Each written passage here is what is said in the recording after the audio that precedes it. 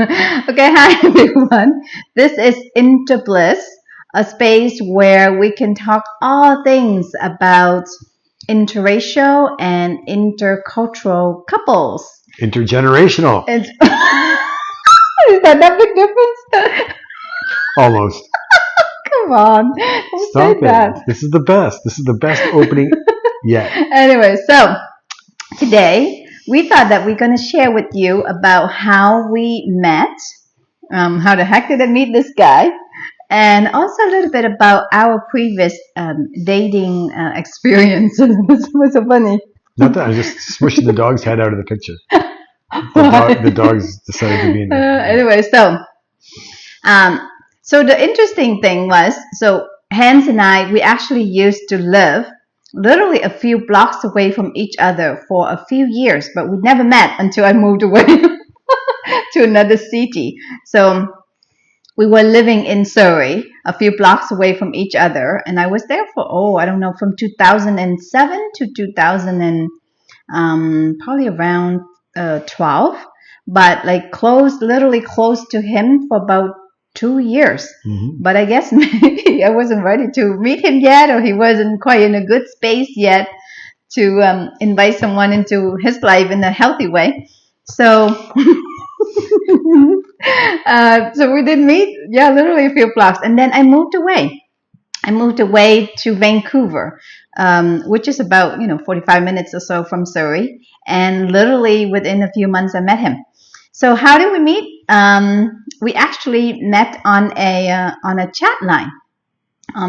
So it's not quite like not like Tinder, not like, right? So chat line is a way that you meet people on the phone. No pictures. Yeah, no pictures. The mystery, which is great for me because I didn't have to deal with pictures. But it was a phone chat. So you want to share with them kind of your first impression of me on the phone? It's really uptight, this one. Really? I thought it was casual. Yeah, it's just funny.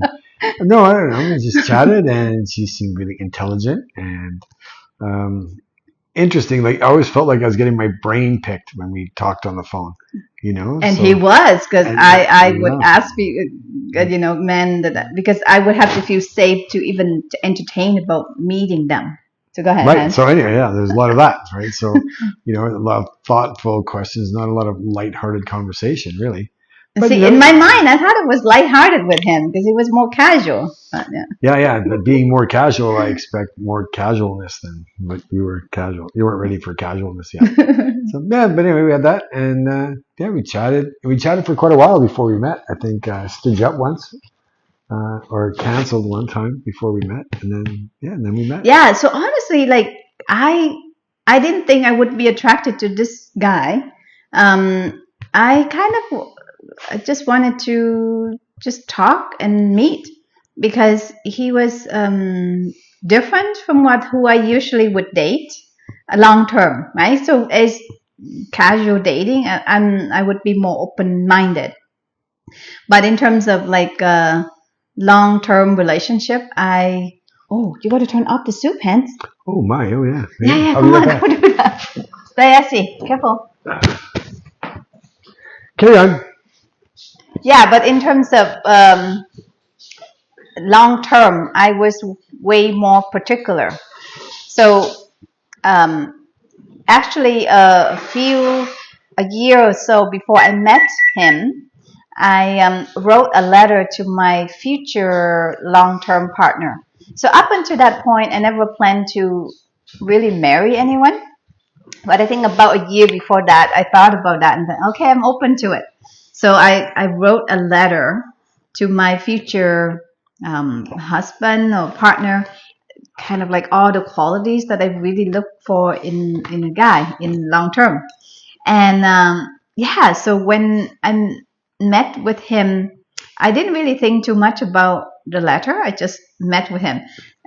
So the reason that we met too, we were talking, right? And then I said, I really needed a bird shelf and a bird shelf being a shelf that she could put her bird on. That's right. She had a canary in a cage. And yeah, I a don't bird know if shelf. it lived on the floor or where it lived, but it really and needed a shelf bad. that's right. And then I said I also needed kind of like a lock on my door, like a side door. So right away he said, okay, I'll do it for you. So okay, that's kind of nice, right? So when we met, I didn't really so usually when I met someone, I would like wear a dress. But that day when I met with him at my home, which not the safest, but I mean, I talked to him a few times, and I guess I took more risks at that time. I met, I met with him, and I was wearing literally a t-shirt and a tight. Yeah, I never gone on a date meeting someone with t-shirt because that's usually not me. I rarely wear t-shirts. And the t-shirt, do you remember what it looked like? It was a black T-shirt with a breast cancer ribbon on it. Oh, really? I remember. Yeah, right. Okay, so yeah, go ahead and tell them your impression when you met me. Wow. Yeah, it was interesting when I met you. I mean, because I came to your place with the bird shelf, Yes. and then I met your dog. Dog came up and greeted me first, I think, and then I just thought you were really cute and tiny. I thought, wow, what a tiny little person. And that was my first impression. It's just how small you are. Mm-hmm. And then from there, we built the bird shelf and had a great chat. Much more relaxed, much less probing into my deepest, darkest mind. And it was a little more casual and relaxed. It was good. A nice way to meet. Built a bird shelf. We still talk about that bird shelf. $19. He got it on sale too. Super sale. She still owes me $20, but she never did give me that $20. But No. But that was one of the first cultural points in our relationship because What? as the Asian princess, she doesn't expect to be she expects to be pampered.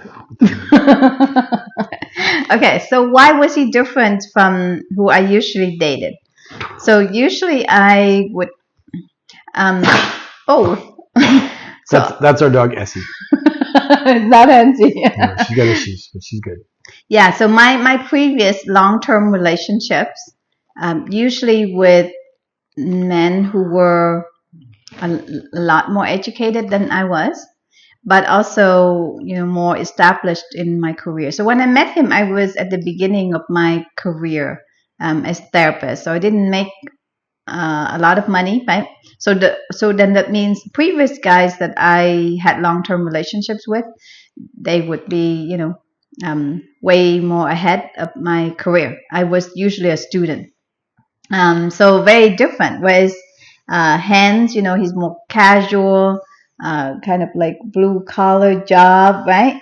And so I didn't think that I didn't think that, but we hit it off physically. I was attracted to him physically. Were you attracted to me physically? Yes, sir. Yes, I was.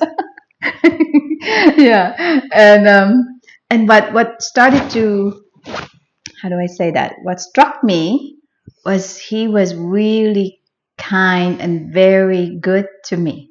So I've been with people who was really good to me. I mean, that's one thing that's very non-negotiable for me. But what was different about Hans was that he was a genuinely kind person. He was really good to his mom. Like at first, I thought, oh, is he a mama boy? Well, I'm not into that. Right. But At the time we met, I was living in Surrey and I had a house, and my mom lived in the basement. My mom lived downstairs, and Yes. she lived in the house with me forever, and so it was never like I lived with my mom. But I mean, I guess when my son was little, she did daycare for him, and and so I always had my mom close by, right? So, Yes. So one of the question mark I had initially was, is he a mama boy? But as I observed them together, they have a very healthy, secure relationship, very loving, very respectful. Like she doesn't tell him what to do. She doesn't say, hey, don't date that blind Asian girl who's going to turn your life upside down and drag you from pillar to post. Yeah, she's all, and she was really kind to me too. And then the way that he interacted with his son and that. So yeah, and so it became more. And I remember a few months after I met him, I looked at the letter and I realized, wow, he really had all the things I put on there. Because when I wrote the letter, I didn't write superficial things like education and career success. I literally focused more on how I would feel being with the man, that what I like to experience in life with him. So experience like fun together and laugh together, feeling safe. I also put down like loyalty and a family man, like somebody who would love to eat Asian foods or ethnic foods, and would cook for me. When I first met him, he did really cook, and he could only eat White people food. food. But we'll talk about the food later. But then And he's eating and how we eat later. yeah, we'll talk more about that later. But he actually changed a lot of those things without me forcing him, so that's why by the time I read the letter, I realized that he had a lot of things that I was looking for. You want to share with them a little bit about your previous dating history?